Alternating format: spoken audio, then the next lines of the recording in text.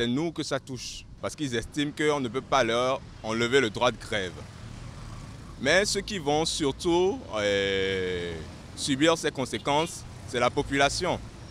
Parce que lorsque vous avez votre proche qui est gardé en garde à vue ou bien qui est retenu en prison pour un fait et qui doit être jugé, et vous apprenez qu'il y a une période de grève pour 5 jours, pour l'instant, c'est ce qu'ils disent, pour 5 jours,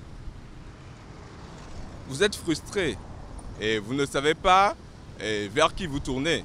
Ce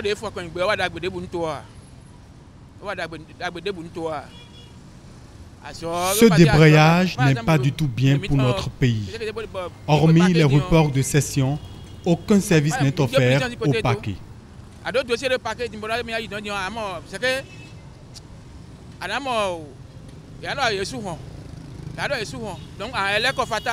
Ça, ce n'est pas bon, on doit le radier.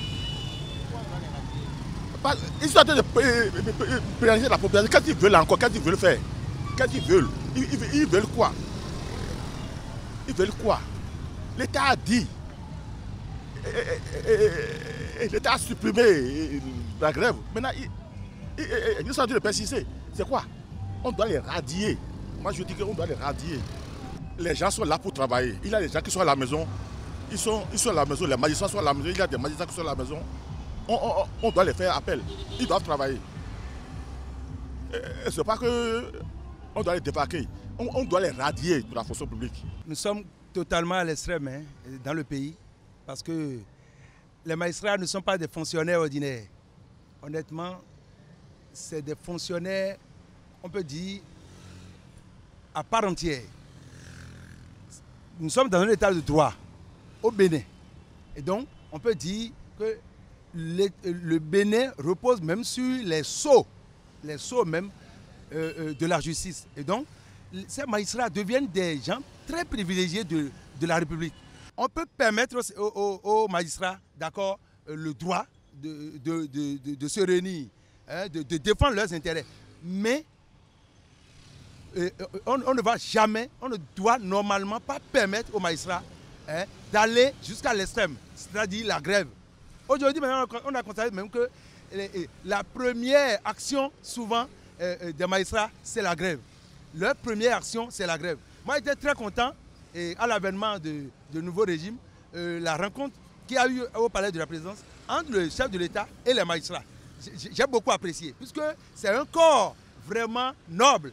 Vous imaginez que même des magistrats qui étaient enfermés dans la prison pour l'affaire de détournement de frais de justice criminels puissent voir à chaque fois leur dossier reporté parce qu'il y a débrayage de leurs propres collègues, à part la grève. Il y a plusieurs autres actions syndicales. Donc si l'État leur permet ça et leur met en place maintenant les mesures compensatoires sur le plan fonctionnel, même sur le plan sécuritaire, surtout pour les juges d'instruction qui ont besoin de sécurité, garde-corps, tout ça, si l'État met ces conditions en place, le juge au Bénin, surtout pour l'État de droit, le Bénin est un laboratoire de droit. On ne doit pas permettre que le juge aille à l'extrême.